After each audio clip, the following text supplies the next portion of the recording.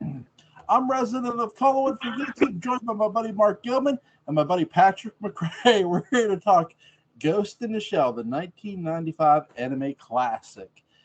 What a movie. Now, I selected this for that reason. Here's this movie that really made me fall in love with anime. Before I watched the Studio Ghibli stuff and watched, before Adult Swim was on the air, Sci-Fi Network would show great anime like Street Fighter, and they showed this movie to me too. I mean, and what a movie it is. It's my favorite anime movie. I know, Mark, you love this movie too. Here's this cyber war where you have to really give up your own body to have this other body, and give up your body to like the basically the military or whoever you serve for, to have maintenance. Yeah, you can drink beer. Yeah, you can have all this stuff and all this tech, but if you ever just leave your job, hey, you have to give your body back, which is in the future, working for Hardee's will be like that.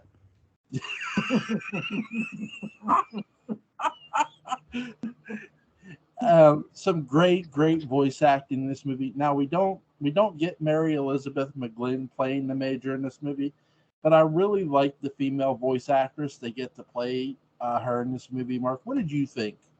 First, Mark, go ahead. I thought she was great, and my introduction to Ghost in the Shell, I had never watched anime before, and my introduction to this movie was through the 2017 movie with Scarlett Johansson. And I saw the movie, and it made me interested to see this.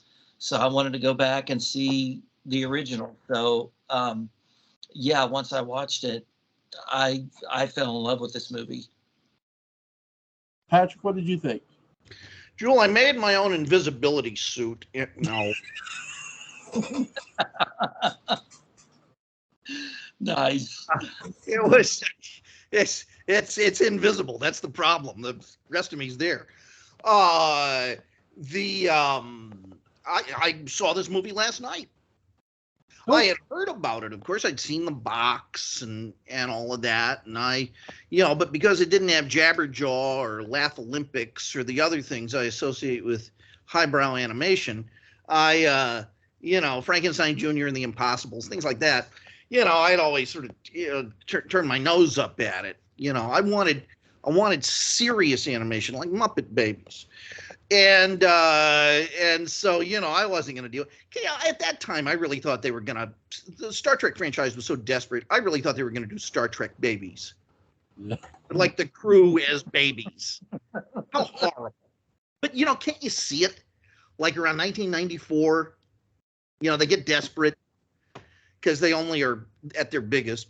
Anyway, that's neither here nor there. I was, this movie, way ahead of its time, because it ended up influencing so many other things, and I think very prescient for now, because things like AI are so much on our minds, and one of the things I think AI is going to do is it's going to bring in extropian thinking. This term extropian, it's also used in the transhuman movement. Do you know what I'm talking about with those? It's basically this technological enthusiasm for altering the human body and the human experience with, cyborg stuff, to the point of downloading your brain completely, giving up the human body, and becoming something that's not recognizable really as human at all, like a Hooters girl. It's so much that they've done to those poor women. Anyway, so I was very, very impressed with it. I was really interested in the spectrum of cyberization. That you get this real spectrum, including the proposed fusion child, you know, that's discussed towards the end. That's actually the last level of, I think, this kind of being, where, you know, these cybernetic beings are creating a new being out of them. And I was very curious to see if that ever got picked up in one of the Ghost in the Shell follow-ups, you know, because I know it's based on a TV series or a series, something like that. And so that was my first blush response. Now, did it get picked up? Like, did they do a sequel to this movie in a sense, and it's called Ghost in the Shell Innocence. Now, it is very hard to find, but you can find it. Innocence. Now, I got to give the Sci-Fi Channel credit when they actually showed good shit. They show Chucky now. That's great. That's a great series. But other than that, they don't show nothing else. The Sci-Fi Channel was the only channel that aired Innocence in English. And if you find it now, it's mainly in Japan. Because I bought the DVD and I watch it. It's in Japanese, and there's no subtitles. So I have to watch. In Japan, isn't it just called Innocence? They don't even have the Ghost in the Shell. No, it's Ghost in the Shell Innocence. It's called. They do that, and with that, they don't really discuss the child in the sense. They more discuss Major Motoko Kusanagi and how she was in a plane crash. Now, here's the thing about Innocence. A lot of some of what's in Innocence is going to be taken and used in the series, especially more season 2 than anything else. That's what I hear. Season 1 is, if you watch the Ghost in the Shell standalone complex, season 1 and 2 are great. Ghost in the Shell is the one series that should have got a third season, and it just didn't for whatever reason. And Mark can about that, but it's a really good series. Mary Elizabeth McGlynn takes over the role of the Major in the series as the voice actress. The actor who returns, both actors who return, is the voice actor who played Chief Aramaki and the voice actor who played Bato. He returns in Innocence and in the series. Look this up. I want to see who you're talking about. Keep going. Yeah, the voice actor who played Bato, he returns in Innocence. Funny story. He told this story. He saw the poster, and his character was all over the poster, and he's like, I got to get in that. You know, he wanted to be back in the series. And then after Innocence, he heard they were doing a series, and he's like, hey, I still want to play Bato. And he did. So I give him a lot of, I forget his name offhand, but I give him a lot of credit because it's always good to hear him like voicing that character. Yeah. Now I know if you watch Ghost in the Shell Rise, the actor who voiced Vegeta and Piccolo played Bato. He did a good job in Ghost in the Shell Rise. Baka. Huh? Baka. Is that what you said? Bato. Oh, Bato. Because I was hoping it was Baka, because that's the character Vincent Price plays in 10 Commandments. Mm-hmm. I thought maybe there was a crossover. Right? Master Builder, Master Butcher, you mean? They do, with the movie, they obviously do get into cyberization, and you get into this. Here was this puppet master who was, who was an American. Now in the series, they get into a character called the Laughing Man, which is really an interesting plot in season 1. Mark, what's your favorite episode from season 1? I know what mine is.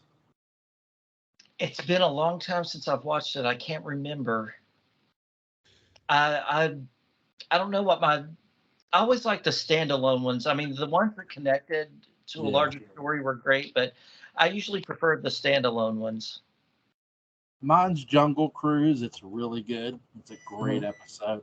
But I like the one where Lex Luthor's brain gets into the Flash, and the Flash's brain gets into Lex. Do you remember that? No, that wasn't this though. That was third season. So whatever. Continue. That's a good show. Justice League Unlimited. I love this show. I really like how they make the characters look in the movie, and they don't make them look too exactly alike in the series. Like, you could tell that Bato from the series is somewhat Bato from the movie a bit. Not completely, because with the movie, he has this short hair. He looks like he's fresh out, like he just served in the military. And here's the thing: in the series, he was in the Army Rangers. Now, I do think this Bato was in the Army Rangers as well. He has prosthetic eyes. Now, with the live action movie, he doesn't get his prosthetic eyes until there's a case that goes wrong in the live action movie, and that's how he gets his prosthetic eyes, which was interesting. Jewel, I looked this up. The costumes and things are different in the series because the costume budget was lower. Yep. Yeah. And there's no costume budget on an animated show. I just said you're going to go with me on that. You did. Yeah. Oh, I'm not looking stuff up. I'm just talking. You indulge. Yeah. Oh yeah, I'm indulged. Jackanapes, McCray here. Oh my god! But I really like the different styles of voice acting between this movie and Innocent. By the way, I believe Innocence is Mary Elizabeth McGlynn's debut in English. So how is the performance different? With this, really, here's the thing: the lady who voices her here, I would say this Major is the darkest version of the Major. She's more mysterious here in the movie than she is in the series. I'm not taking anything away from Mary, but with the movie, you don't know the original movie. You know nothing about her past. All you know is that she was created. And you don't know why you don't know really why she was created or that she was even in an accident. You don't find out about the plane crash until Ghost in the Shell Innocence. Well, that's just Bionic Woman. Well, she's involved in like a parachute crash, which is sort of a plane crash because it's about being in the air without a plane. Now, crash. With the series, they get deeper into this that she was sitting next to this young boy, and she was in a coma. And the boy, in the series, in season 2, the boy's name was Kuze, and he kept folding origami paper cranes for her because he wanted her to wake up, and he would keep folding, and then they took her off, and they said she went away, and he assumed that meant she died, and she didn't die. That girl, the little girl, was the Major. She got a prosthetic body, and she actually visited him in a prosthetic body, and he said, "If you can't fold origami cranes with your left hand, I'm not getting the surgery." And the girl kept trying to do it, and the little girl with the prosthetic body who visited Kuze was the Major. So. The series is like a better explanation, but if you want the mystery, the movie's the way to go. Fair enough. So, like with this, there's a lot more mystery. By the way, the one thing they take from that Ghost in the Shell does take from is actually Predator 2. When you see the splashing in the water, that's still that is stolen from Predator 2. So. When King Willie dies and you see the Predator jump down in the water, yeah, that's where they got that from. But most of it is their own stuff, and I do appreciate. That's another reason I appreciate this movie too. You're right; it is ahead of its time, and it gives a message that you sort of look at today. With we hear the words AI, artificial intelligence, might replace actors, might replace writers, and here's these organisms searching for hanging onto their own humanity, even though they have prosthetic bodies and they're all cyberized. That's a good question. I mean, that's the quintessential science fiction question of what really makes us human. Mm-hmm. And do you remain human in a synthetic body? What do you think?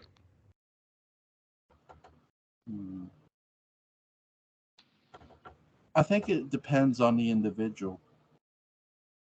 Because here's the thing. Here's the unanswered question. It's sort of an unanswered question in the movie, but with the series, you sort of get an answer.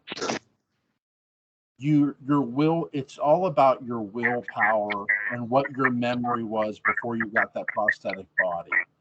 Because according to the series, a part of your memory actually remains with you. Now they don't explain that in the movie, but they explain that in the series. Interesting. I have heard, this is serious. I have heard that one of the things that some people think allows or would allow or will allow a cybernetic transition individual, whatever they call it, to retain their humanity is fear.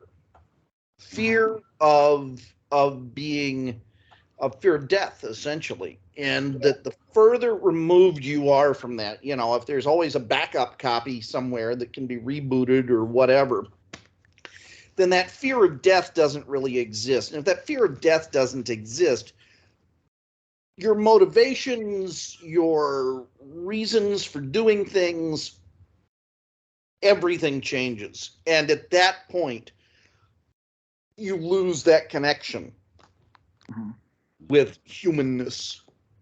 And that's one thing I loved. My favorite scene in this movie is when she's swimming and she meets Bato on the boat, and you see her floating down there, and he's wondering, like, wouldn't you just sink to the bottom? And she said, I like being down there because I feel afraid. It makes, the further down I am, it makes me feel afraid that I could die. It's something unknown. And, she goes down there to feel that human connection again. To me, it's almost sort of like Michael Myers going back home. It's just sort of a very, very deep connection that she feels. And, it just seems like she's really, really having like kind of an existential crisis in this movie, like wondering what she is. And she never really, even though she has like a traditional feminine body, she doesn't really identify as female either.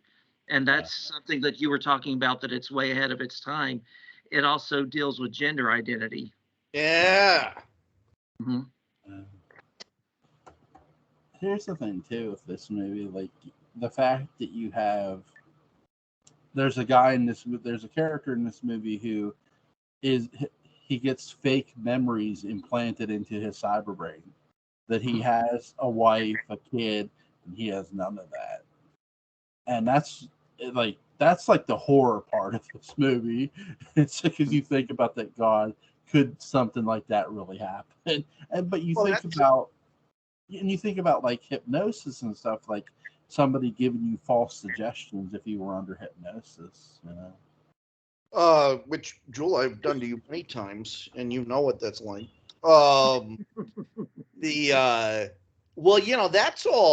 That's all right out of Blade Runner. Yeah. And the question really is, I think one of the questions, after you get over this idea of, hey, you duped me, these people aren't real,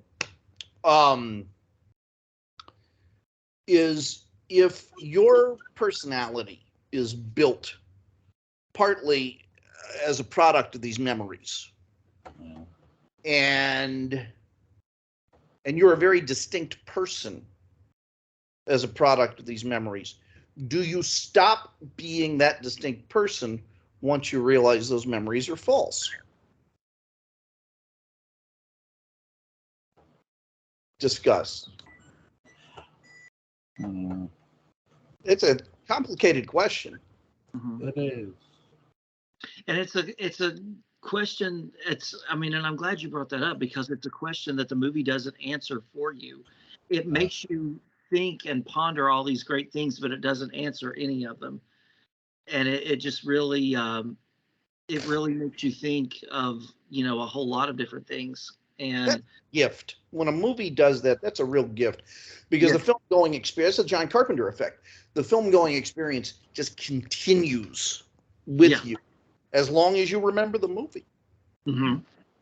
Exactly. And I like that where, I guess it just talks about, like you were saying, and I'm sorry, I don't remember the entirety of the question. Like what was it that if you Basically, if your psyche, if your personality Mhm. is based on these memories, because basically we're just a composite of what's happened to us, Mhm. and you find out that those memories aren't real, do you stop being the person you've been? Does that become null and void, or does that continue with you? And is the reality of those memories not really as important as the product it's created? To me, I think that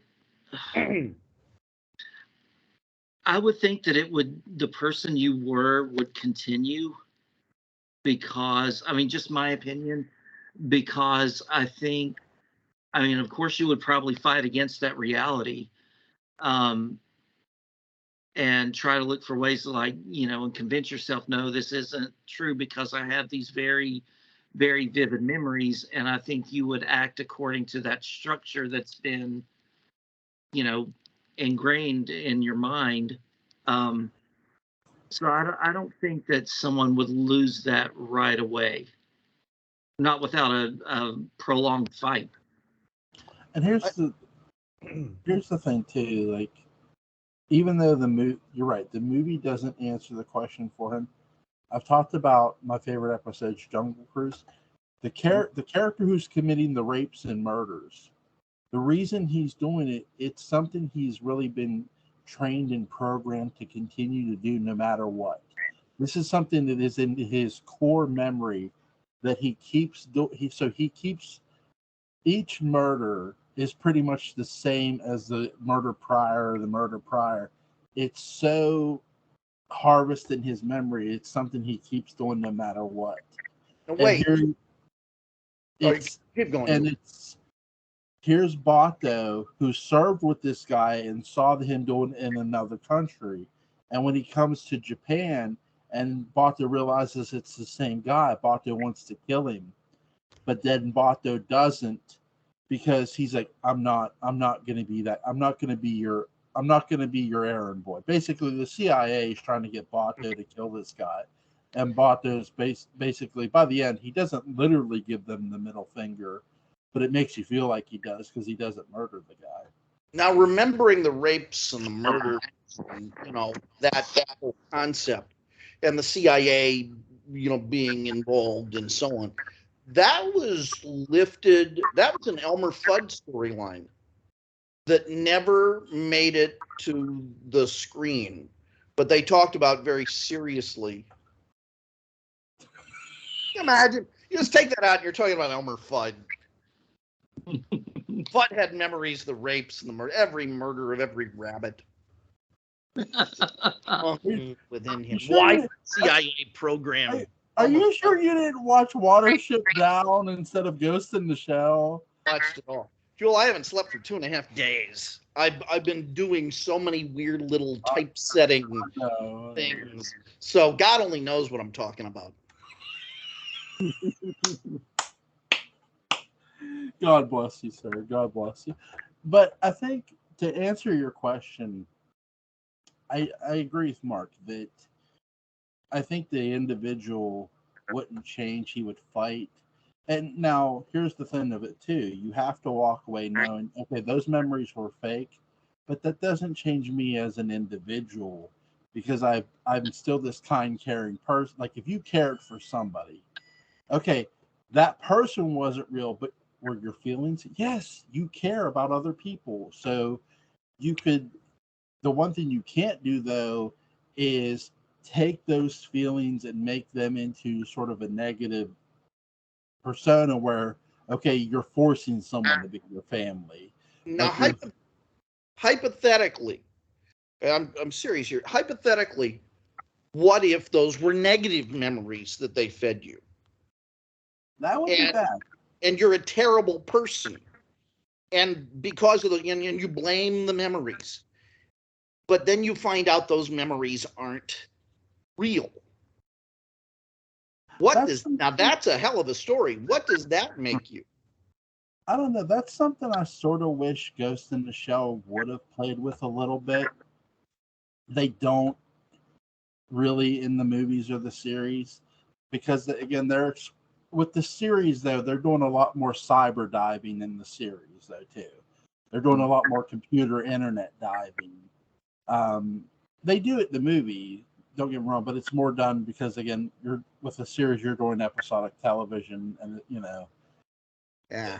So I wish I can't answer your question honestly, but I wish they would have played with that storyline. Just mind candy. I don't know. Mark, what do you think?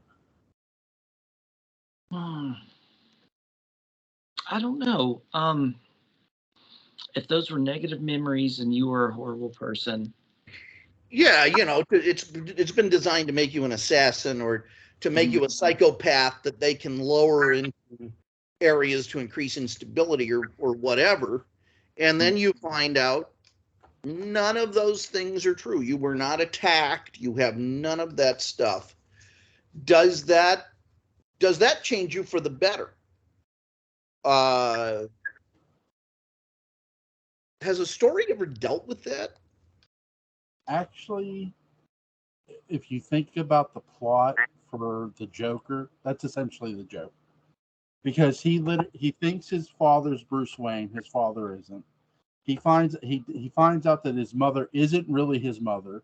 He doesn't know who his father is, and everything that's happened to him, though has been the girlfriend has been hallucinated by himself. He's conjured up this relationship that wasn't real in his own mind.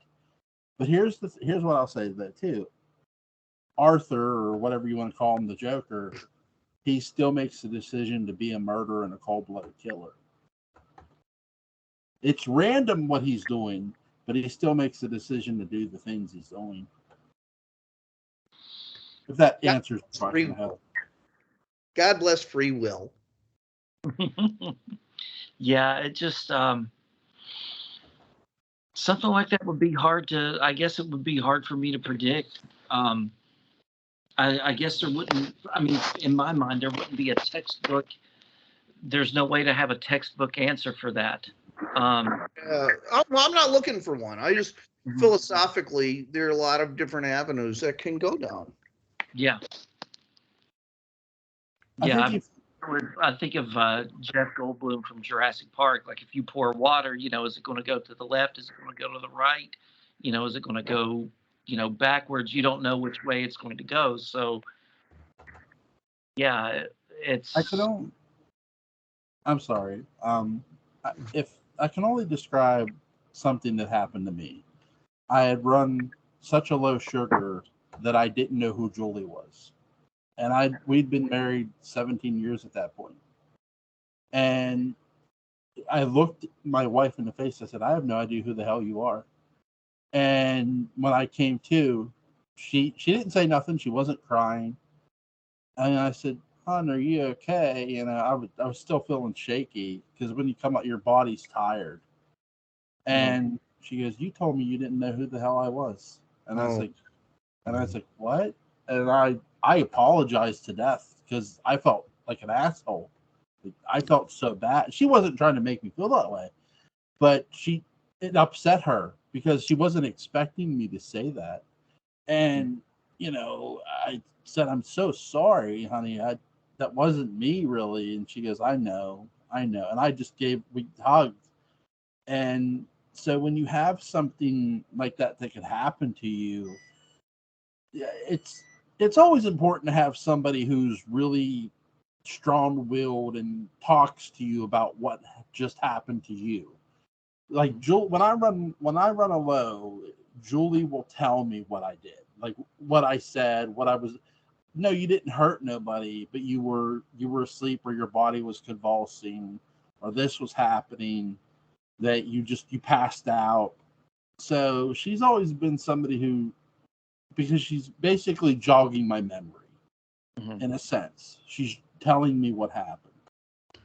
Now, okay, so wow, that's very heavy. I am not the man you want around when you experience those things, because God only knows what I'll tell you did. It'll be entertaining. And I will try to program you to be the perfect assassin. Whether it works or not, who knows? Keep his blood sugar off. He's the perfect assassin. Oh my God. Ding dong shot. What's your favorite scene in the movie, Patrick?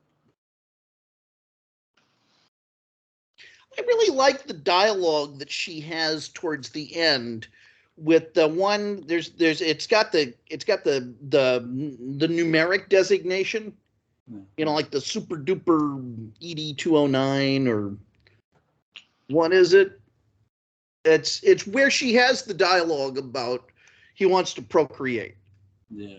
I thought that was just classic science fiction. That was great. That got me thinking. But really, I had opportunities to do that through the movie. I mean, I love robot stories and things, and this is a really great one. Mm-hmm. Mark, what's yours? I know if you said it not. Yeah, it was the moment where she was floating in the river and came up, and she met Bateau in the boat, and the conversation that they had together. And one thing I noticed about the Major, because more than a lot of questions about identity and what makes a human, and you can have all these cybernetic enhancements and retain your ghost or your consciousness. This film really hit hard with gender identity with me, because the Major has like it's like a nude colored skin suit that she wears, and it's her camouflage suit, whatever, and she'll walk around even outside, like, and not feel like other people are staring at her. It's like she's just not even aware that some people would be looking. And I think that one part when she's on the boat with Bateau and she starts to take her wetsuit off, you see him kind of turn. He turns his head and he doesn't want to stare, because it's, I guess he's a little more human, of course, than she is, but it's like I just noticed that, and I thought that was kind of cool.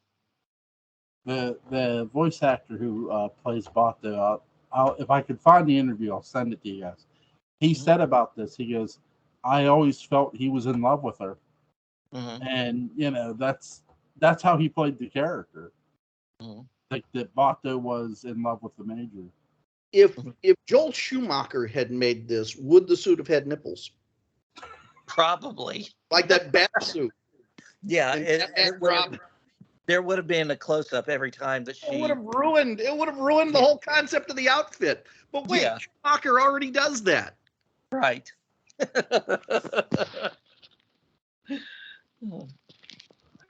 And George Clooney would have played Bateau, and we would have had the screen. George Clooney was a decent Batman. He was just in a bad movie.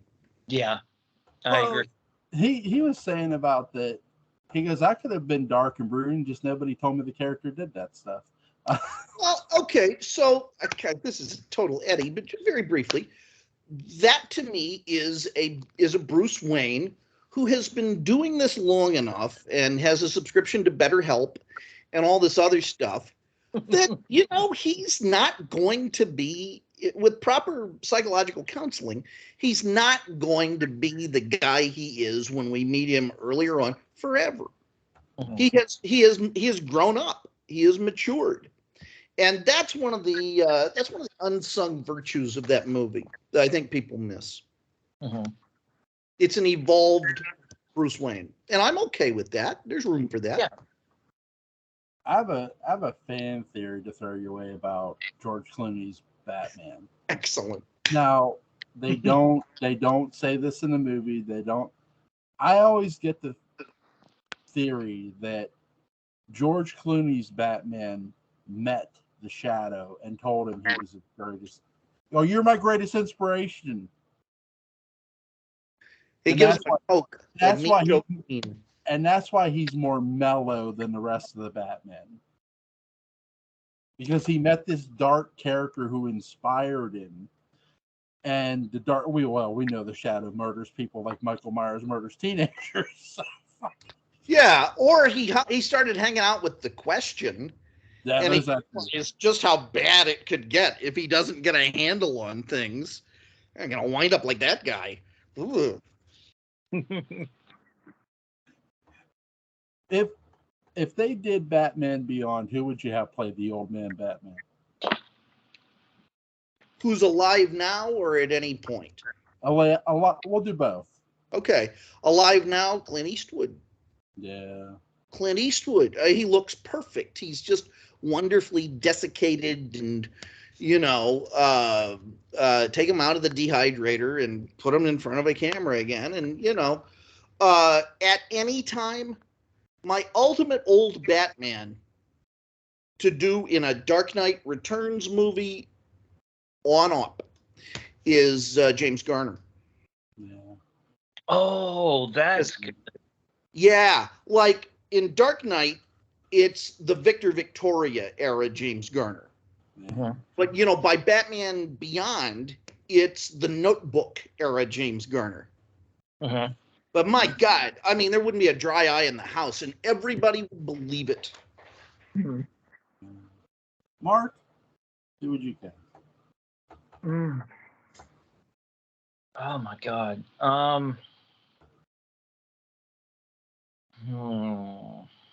Louis Edmonds. Yeah. God bless him, Big Lou.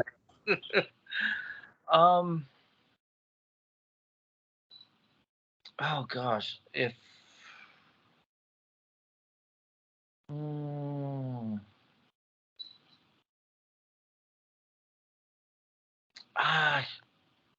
I'll keep thinking. Go ahead. Okay. So as the younger Bruce Wayne, Michael Jackson, the older Bruce Wayne, Elizabeth Taylor. That's who he ages into. Okay. For now, Clint Eastwood's going to be hard to top, and that is a great pick. But if I had to go now, I would go Kurt Russell. I think Kurt Russell now could play Batman, and he'd be believable. Kurt Russell's a great choice. You know who else would be good? We forgot D-Cell. David Selby. Yeah, David Selby. Well, he's going to be my other choice actually. But David Selby would be somebody who could definitely be old man Batman, and I could see him coming up to Terry, and he's like, "You're Batman," and I could see even now David Selby nailing the lines. It's David Selby nailing lines is what that man is born to do. Yeah. There is not a line alive that he doesn't have the hammer and nail for. I was thinking about this. You know who'd have made a great Adam? Who? Andre the Giant. Well, yeah. Absolutely. Absolutely.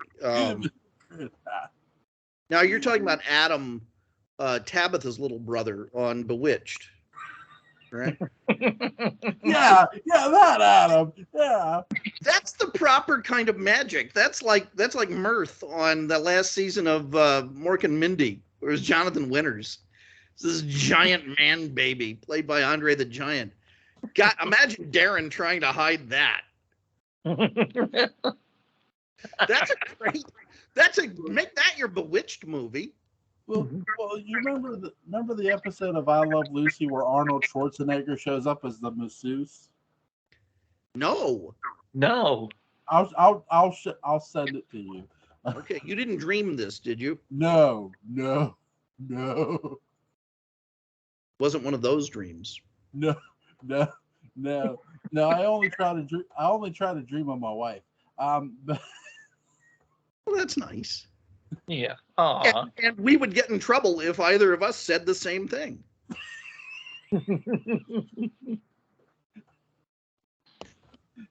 no, well, funny story. Somebody was so drunk at work. This person came in, and they told my wife they dreamt about her, and she's just like, okay. This is Julie saying, like, you tell some stranger tells my wife I dreamt of you, and it's like, oh my god. Go ahead, Mark. Did you pick? I'm sorry. I've got to get on board with David Selby. Yeah. Yeah, that's a perfect fit. Yeah, that is too. I tell you, if he would have, now Jonathan Frid would have been a good old man Batman. Old man Bruce Wayne. He would have. He still strikes me as more of a Ra's al Ghul. Yeah. So, Frid. I mean, the guy can do anything, so sure. He'd have been a perfect Lamont Cranston. Yes. He'd have been a perfect Lamont Cranston. Hands down, easily. But Craig Slocum is Doc Savage.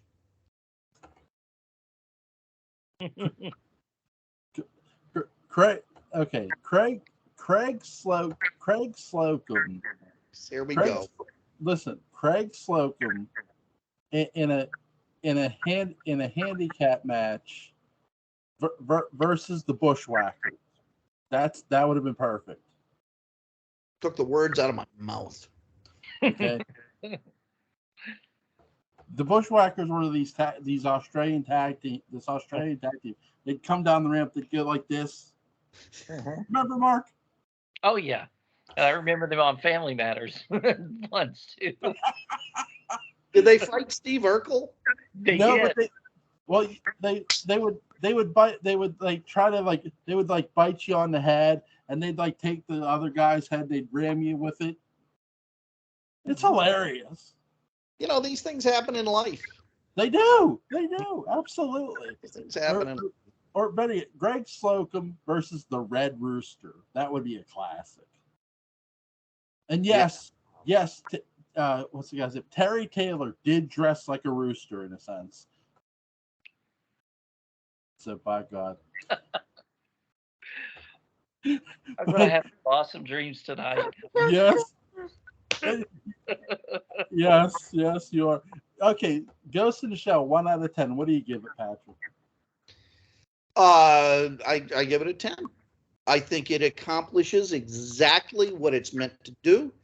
It is an original story that does take components that have been thrown around prior, but it does some very new things with them, and it blends it with a lot of new questions that I don't think movies had up to that point.